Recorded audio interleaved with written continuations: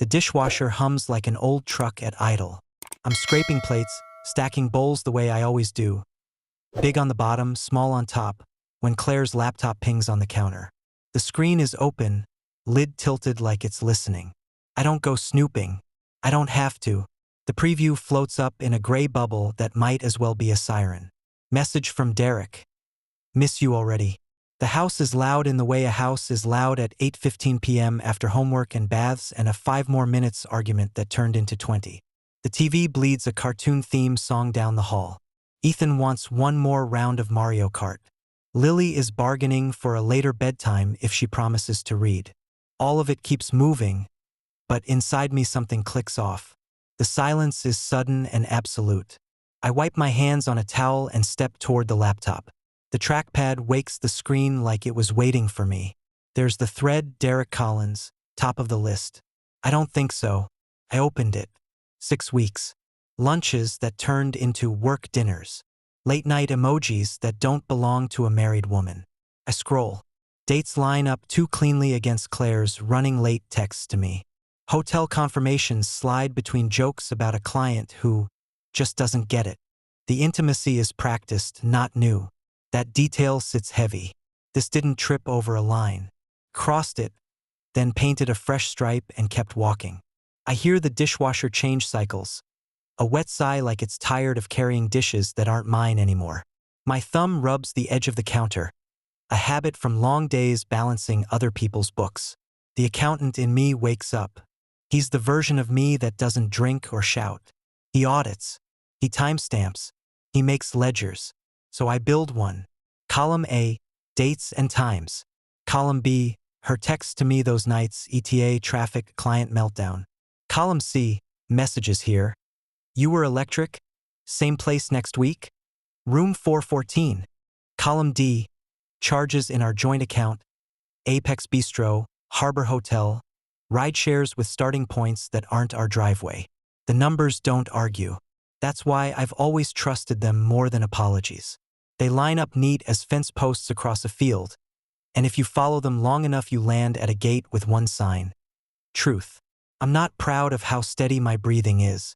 It should be ragged. It should catch. Instead it goes in and out like I'm threading a needle. Anger shows up late, cautious, taking the measure of the room. I don't feed it.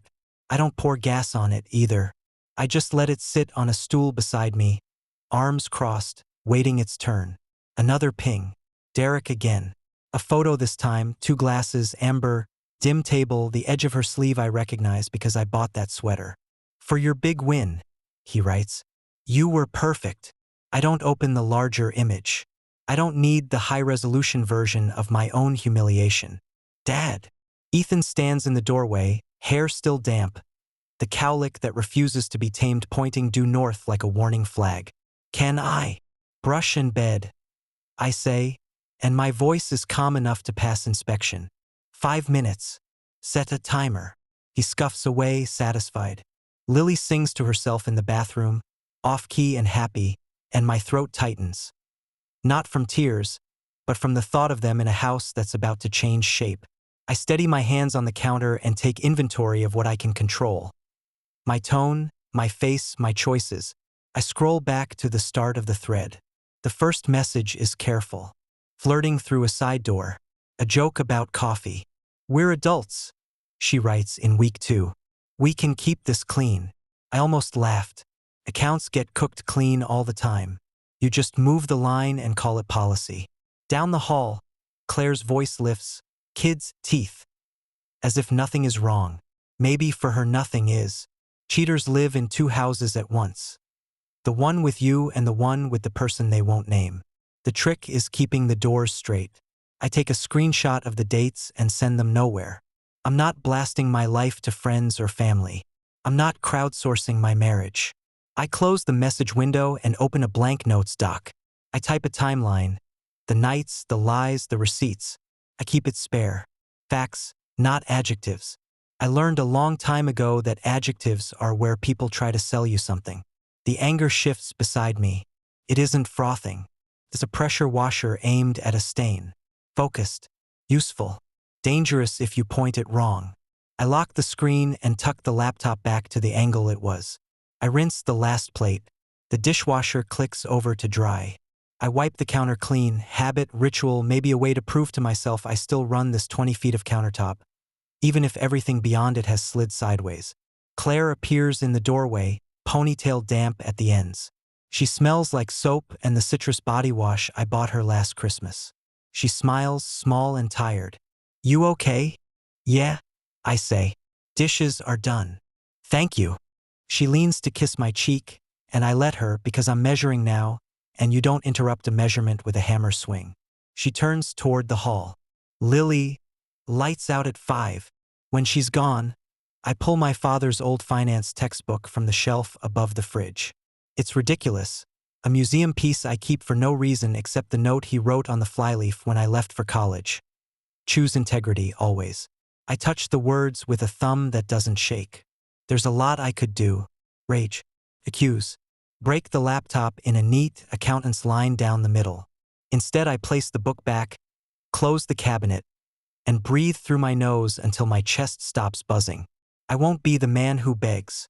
I won't be the man who turns our kitchen into a courtroom with the kids listening around the corner. I'll be the man who knows what he knows, and tomorrow, after pancakes and lunchboxes and a school drop-off that looks like every other Thursday, I'll ask one clean question and require one clean answer. The truth already slipped through a notification. The rest of it can wait until morning. Morning comes whether you want it or not. The sun doesn't ask if your marriage cracked open last night. It spills across the kitchen table just the same, glinting off the half-empty cereal boxes and the pile of permission slips I keep meaning to sign. I stand at the stove flipping pancakes like muscle memory, the spatula moving in neat arcs. Ethan and Lily shuffle in, hair sticking up in twin directions, voices already colliding in some argument over who gets the bigger glass of orange juice. I pour, divide, and plate like a short-order cook. My face steady even though my insides feel like a building that's been condemned but still has people living in it. Chocolate chips? Lily asks, wide-eyed. Yeah, I say, dropping a handful into the batter. My father never made pancakes, not once, but this is my ritual. My proof that the ship still sails even if the hull took damage. Ethan forks into his plate, chewing too fast. Are you taking me to practice tonight, Dad? Yep. 7 o'clock sharp. I keep my tone firm, businesslike. If my voice cracks, the whole structure shakes, so I don't give it the chance. Claire passes through, hair wet, makeup minimal, keys already in her hand. She kisses the top of Ethan's head, squeezes Lily's shoulder, and murmurs something about a meeting. I don't look at her, not directly. Not yet. She doesn't notice or pretends not to. The kids don't see the extra air between us. Not this morning. But I do. It's as wide as the Grand Canyon, invisible and deafening. After drop-off, I don't drive to work right away. I park in the back lot of the old library, where the Wi-Fi barely works and the lot stays empty until noon. I sit with the engine off, hands on the steering wheel, staring at nothing.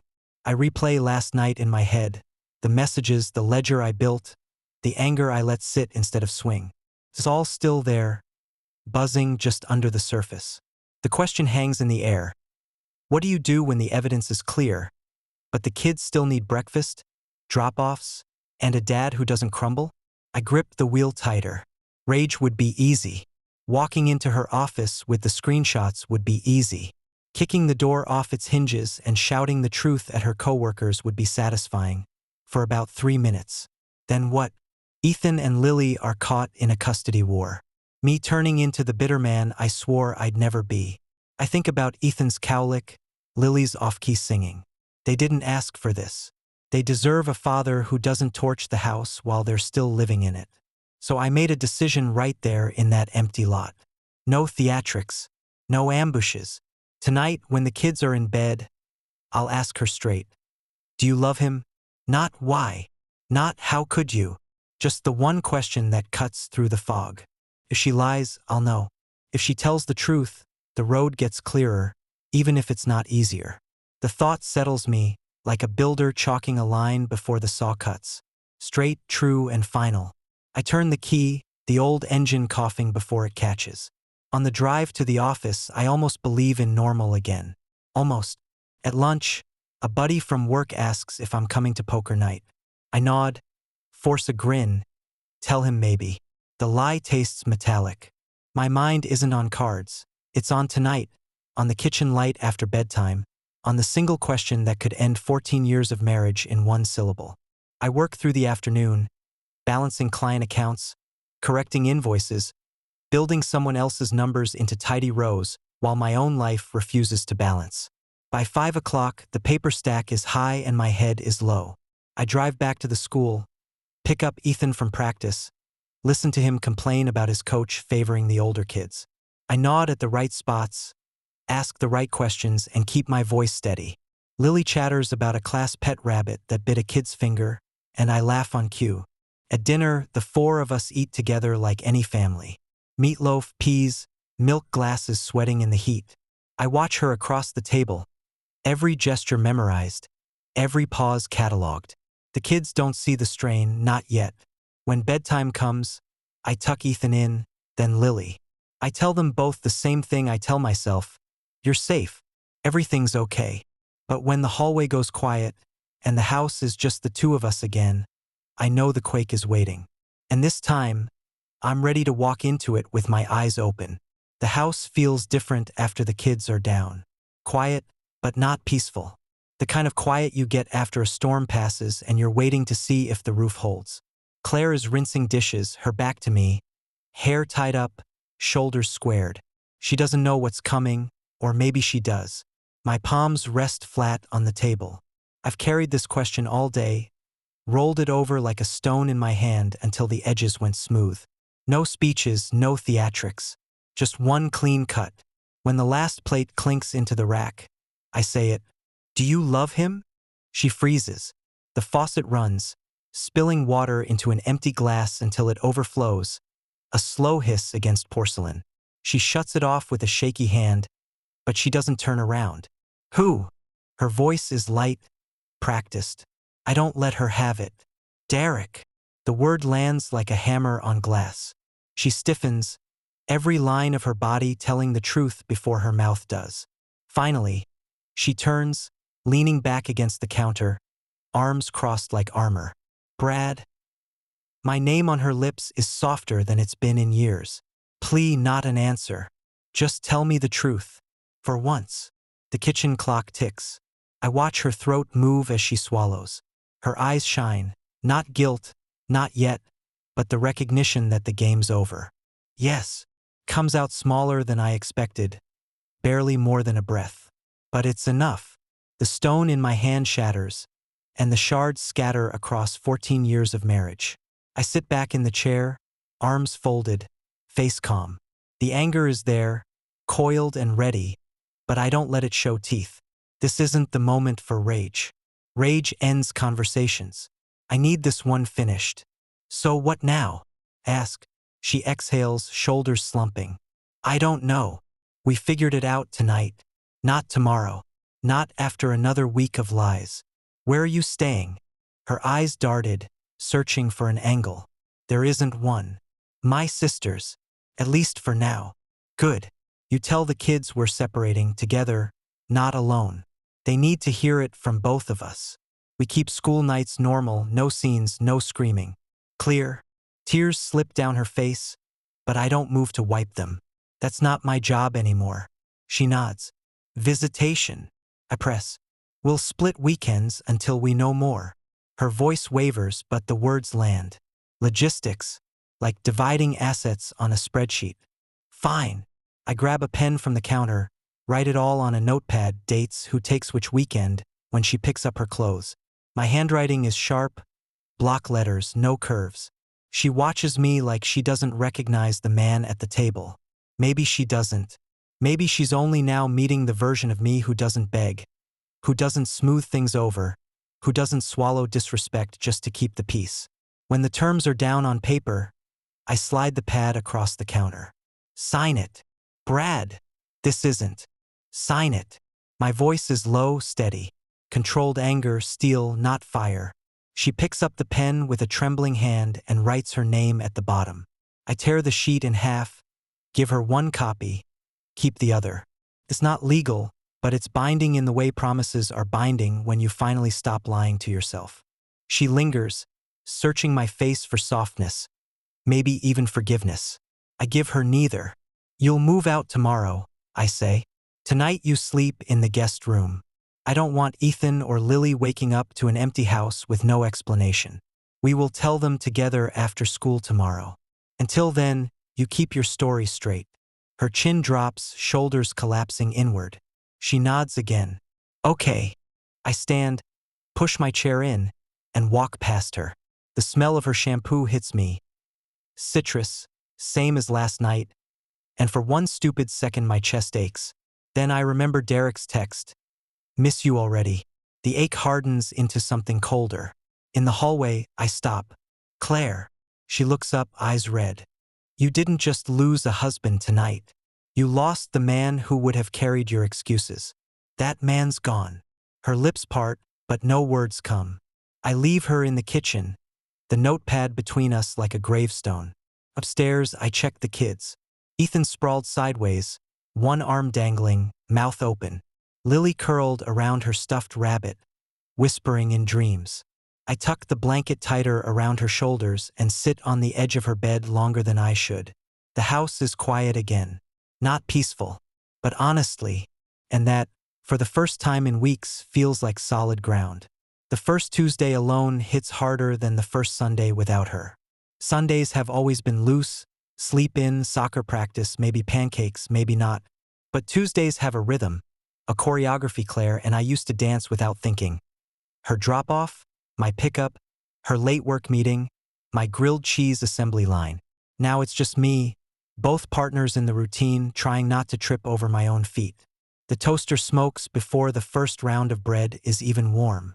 I yank the plug and curse under my breath, waving a dish towel like it's a flag of surrender. Ethan laughs from the table, milk mustache shining. Nice one, Dad. Don't start. I growl, though a corner of my mouth twitches. Lily kicks her heels under the table, hair still tangled from sleep. I wanted Pop-Tarts, she says, half whining, half hopeful. Yeah, well, the toaster just volunteered for early retirement, so Pop-Tarts are off the menu. Pancakes again. By the time backpacks are zipped and shoes tied, I'm sweating like I ran a mile. Drop-off is late, but not catastrophic. I kiss the tops of their heads, wave them toward the school doors, and sit in the car while the silence presses down. The dashboard clock says 8:23, but my body feels like it's lived a full day already. Work doesn't give me a break either. Colleagues ask if Claire's still at Apex, if I'm free for drinks, if I saw the game last night. I nod, grunt, keep my head buried in spreadsheets. Nobody needs the truth, not yet, maybe not ever. Numbers don't care about your personal life. They just add up or they don't. By Friday, I've patched the toaster with duct tape and burnt 2 more breakfasts. The kids don't complain much. They're tougher than I thought. Ethan asks once, in the car, if divorce is coming. He stares out the window when he says it, voice flat like he's testing the word, seeing if it still has edges. I grip the wheel tighter. Yeah, I answered, but I'm going to be straight with you about it. No secrets. He nods, doesn't look at me, and I let the silence stand. Better he knows I won't lie than hear some sugar-coated speech about everything being the same. Because it won't. And he's old enough to know that. Saturday, the handoff happens. Claire's car pulls up. Shiny as ever. Derek's taste for BMW's obvious in the detail job. She steps out with her hair done and a too bright smile plastered on. Ethan and Lily run to hug her, bags bouncing against their sides. I stand back, arms folded, jaw tight. She glances at me once, quick, almost guilty. I nod, no words. She loads the kids and drives off, tail lights shrinking until the street is empty. The house feels gutted without them. No cartoons, no bickering, no trail of Legos to trip over. Just me, the silence, and the unfinished rocking chair in the garage I never had time to sand. I pour a drink, walk the rooms, and let the quiet sink claws in. By Sunday night, the ache is steady, not sharp. I meet them at the curb, crouch low so Lily can wrap her arms around my neck and Ethan can shove his soccer bag into my chest. Claire tries to say something, maybe an apology, maybe small talk. I shut it down with a nod. No stage for her here. Later that night, Ethan asks if he can stay up later. I tell him no, and he scowls. Mom lets me.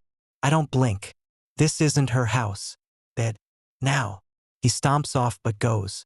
Lily lingers, tugging her rabbit's ear. Mom talks on the phone a lot at night, she says.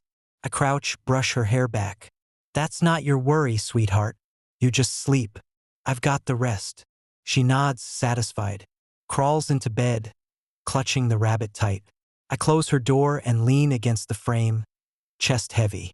In the dark hallway, I remind myself, bending isn't breaking. The house is smaller, quieter, harder to run. But it still stands, and so do I. It happens over lunch, of all things. Harriet Colton, senior partner at the firm, orders a Cobb salad and talks about the state contracts up for bid. I'm only half listening, mind tracing the weekend's handoff, the silence of the house when the kids left with Claire. Then Harriet leans in, lowering her voice the way accountants do when gossip masquerades as caution. Have you seen Apex's filings? Something doesn't smell right. Your wife's firm. That golden boy they've got, Collins. Numbers look creative. The fork stops halfway to my mouth. Derek Collins. Same name that lights up Claire's phone. My pulse thuds in my ears.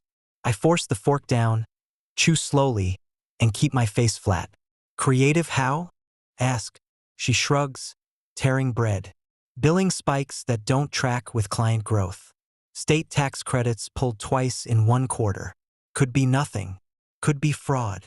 I nod, make the right noises, but my head is already somewhere else. At night, after the kids crash, I open my laptop. Not Claire's, mine. The screen glows over the kitchen table, the same table where I asked her if she loved him. I pull Apex's public filings, match dates against the messages I already cataloged. A pattern surfaces. When Derek brags about a big win, there's a billing surge 2 days later. When Claire texts me she's stuck late helping clean up a client mess. Apex books a suspicious deduction. Smoke becomes lines. Lines become a map. I dig deeper into contracts and subfilings most people skim. Numbers are like people. They reveal themselves if you listen long enough. I trace shell LLCs, find invoices that loop like mirrors facing each other. Money in, money out, nothing left but a ghost.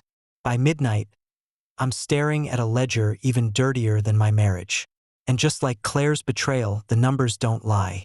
I think about Harriet's tone, the way she said fraud, like it belonged in quotation marks. I think about my kids, eating cereal at a table half empty. And I think about Derek Collins, laughing in some bar with my wife while paper trails burn in his wake. I scroll once more, making sure the evidence holds. It does. Then I called Marcus Lee. We haven't spoken in years, not since he left the firm for the state tax authority. But when he picks up, his voice is the same. Steady. Curious. Marcus, it's Brad Jenkins. A pause. Well, I'll be damned. Thought you fell off the map. Not quite. Listen, I've got something you'll want to see. Apex. Collins. Possible fraud patterns. I don't want it buried, so I'm coming to you first. He whistles low. Send it clean. No opinions. Just facts. Already done. We hang up and I sit back in the chair. The anger is still there, coiled, but now it's aimed at something bigger than me. Something bigger than Claire's lies. It's aimed at a man who thinks numbers are toys and lives are collateral. I shut the laptop, the room dark again. The house creaks like it's listening. For the first time in weeks, I feel something close to clarity. This isn't just personal anymore. It's duty. The house is dead quiet, the kind of silence that hums in your ears. It's 3 a.m., and I'm pacing the backyard in a flannel shirt, breath fogging in the cold, fists shoved deep in my pockets. Inside, the kitchen table is buried under piles of proof, printouts, notes, timelines, emails. Every number tells the same story. Apex isn't just sloppy. It's crooked. And Derek Collins is driving the getaway car. I stop at the fence, stare into the dark beyond the floodlight's reach. My chest feels like it's full of broken glass. Rage wants one thing, burn him down, leak everything, call the press, ruin his career the same way he ruined my marriage. It'd be quick, dirty, and satisfying. For about a day. But then I see Ethan's face in my head, serious and older than he should look at 12, asking if divorce was coming. I see Lily clutching that stuffed rabbit, whispering she heard her mom on the phone. They don't need a father who confuses revenge with justice. They need a man who can stand steady when the ground splits. I walk another lap, anger pacing beside me like a restless dog. My father's old finance textbook sits on the counter inside, still open to the flyleaf with his note. Choose integrity, always. He wrote it when I left for college, back when integrity was an easy word, not a test you had to bleed through. I glanced through the window at the stacks of paper. I've got enough to wreck Derek. Enough to scorch Claire by extension, maybe even get her pulled into something she didn't understand. Part of me wants that. I want her to feel the cold weight of consequences the way I did when she said yes in that kitchen. But then another part of me, smaller, quieter, asks what my kids will remember. Not the details, not the filings, not Derek's indictment. They'll remember whether I swung wild or held steady, whether I taught them to fight dirt with dirt, or to build something stronger even when it costs more. I sit on the porch steps, wood rough under my palms, and breathe until my jaw unclenches. Justice isn't mine to twist. Not this time. I'm too close. If I poison the well with personal spite, it all collapses, and Collins walks free. So I make the call, not out loud but in me, the way you draw a line on fresh lumber before the saw touches it. I'll file clean. No adjectives, no vendetta. I'll declare my conflict of interest, hand the evidence over, and step back. Not a weapon, an audit trail. Inside, the clock ticks louder. I gather the papers into a neat stack, label each section, and write a summary cover sheet. Facts only. The anger doesn't vanish, it never will, but it changes shape. It's not fire anymore. The steel. Forged, tempered, and pointed toward the one thing I can still control. The man my kids will remember. I pour a glass of water, stare at the condensation sliding down the side. My reflection looks older than last week. Harder, too. Maybe that's the cost. When I finally crawl into bed, the sheets are cold on her side, but I don't reach across. I lie on my back, eyes open to the ceiling, whispering the words I'll tell Ethan and Lily someday when they're old enough to understand. You fight clean, even when they don't. And for the first time in weeks, I believe it. The manila envelope feels heavier than it should, like the weight inside isn't paper but stone. I carry it under my arm into the State Tax Authority building, the kind of squat government office with flickering fluorescents and linoleum floors that never quite lose their shine. Diana Rodriguez meets me in the lobby. Marcus must have briefed her.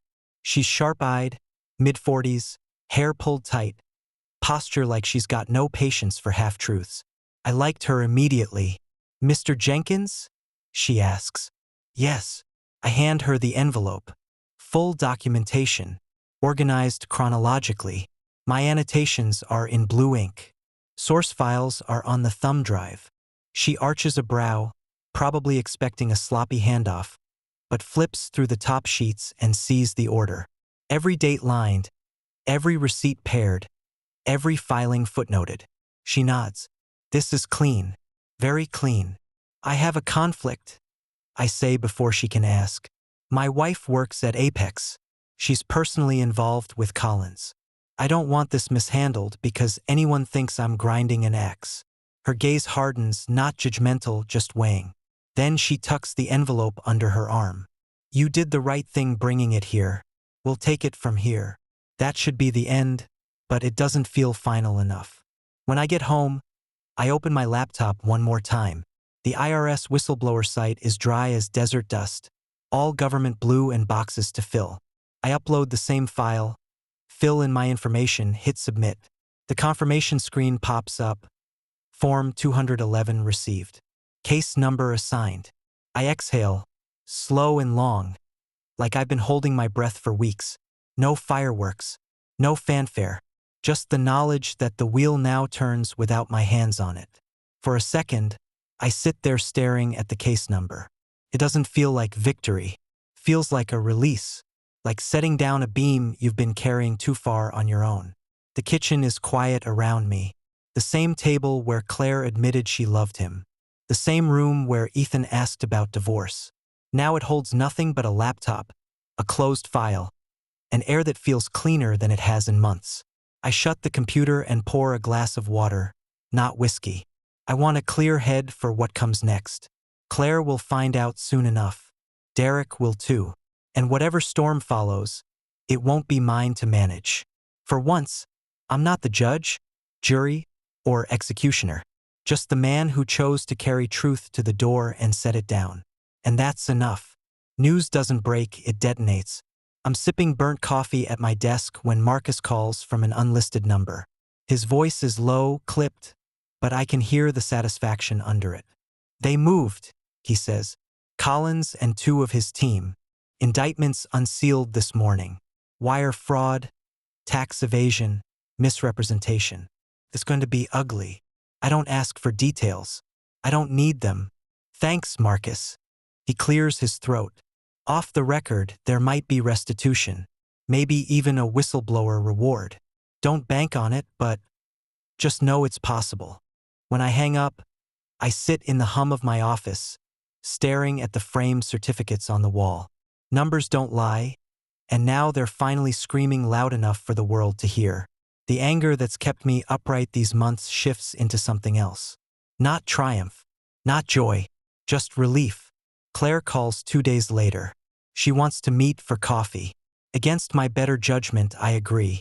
The cafe is half empty, early afternoon sun slicing through the blinds. She walks in with her hair pulled back, no makeup, eyes rimmed red. For once, she doesn't look like she's headed to a boardroom. She looks human, tired. They put me on administrative leave, she says after the first sip of her latte. Internal review. No charges, but Brad, I should have seen it. I didn't. Or maybe I didn't want to. I stir my coffee slowly, watching the swirl. You were too close. Her lips press tight. I hurt you. I hurt the kids. And now this mess. I don't even know who I am anymore. For weeks, I imagined this moment. Her crumbling, me standing over her with the moral high ground. But when it comes, there's no gloating in me. Just a bone-deep exhaustion. I forgave you, I say finally. Her eyes snapped up, startled. Not to erase it. Not to make us whole again. I forgave you so I could stop carrying the anger. It was burning me alive. She nods, a tear slipping down. Thank you. I don't tell her forgiveness doesn't mean friendship, or trust, or even much conversation. It just means the poison doesn't own me anymore. That night, we sat side by side at Lily's winter concert. Ethan fidgets in his chair. Lily waves from the risers in her crooked reindeer sweater. Claire and I clap at the same time, share a glance, then look back at the stage. We're not a couple anymore, but we're still a family, bent into a new shape. The kids don't need enemies in their parents, they need pillars. So that's what I'll be. When the concert ends, Lily skips to us, cheeks flushed, clutching her sheet music. Ethan shrugs, pretending he's too cool to care, but he leans into my side all the same. We walk out together into the cold night air, our breath rising in clouds, for shadows stretching across the snow. And for the first time in months, those shadows don't feel broken. Spring comes back like it always does, patient and stubborn. The frost lets go, the ground softens, and the raised beds in the backyard call for attention. Ethan hauls the hose, dragging it across the lawn with more muscle than he had last year. Lily kneels in the dirt, ponytail lopsided, pointing at a flash of red on the birdhouse. Cardinal, she says, proud of the identification. I nod, wiping soil from my hands. Good eye. The birdhouse itself is a relic. We built it that first week after Claire moved out, when the silence in the house was unbearable and I needed the kids to see that hands could still build things, even when hearts were cracked. The paint has faded, the edges weathered, but it still holds. Claire pulls up in her car, steps out with a grocery bag of seedlings. She doesn't linger like she used to, doesn't try to play house. She sets the bag down, waves to the kids, and trades updates with me in clipped, civil sentences, Practice schedules, school projects, who's bringing snacks for Lily's class trip. No drama, no landmines, just logistics. And that's enough. I watch Ethan aim the hose too high, spraying Lily until she shrieks, then chase him around the yard, both of them laughing, soaked shoes be damned. I should yell about mud, but I don't. Some stains are worth it. The ledger of my life doesn't balance the way it used to. There are losses I'll never reclaim, years, trust, a marriage I thought would last. But there are gains too, steady and solid. I'm more present with my kids, more honest with myself, more willing to let the truth, however painful, stand without varnish. As the sun dips, I rest a hand on the fence post, rough wood under my palm. I think of my father's words again, choose integrity always. Back then, they felt like a slogan. Now they feel like a survival code. I don't know if there's a reward coming from the IRS. I don't know if Claire will rebuild her career or let it collapse. I don't even know if Derek Collins sits in a cell yet or just sweats under house arrest. That part doesn't matter anymore. What matters is here, Lily's laughter cutting the evening air, Ethan's stubborn determination to outmuscle a garden hose, the steady pulse of a life rebuilt one small, deliberate choice at a time. Truth broke what couldn't hold, but it also made room for this. I pick up the spade, sink it into the soil and smile. For the first time in a long time, the ground feels solid under my boots. Subscribe and stay one step ahead of cheaters. And trust me, the next story makes this one look like a fairy tale.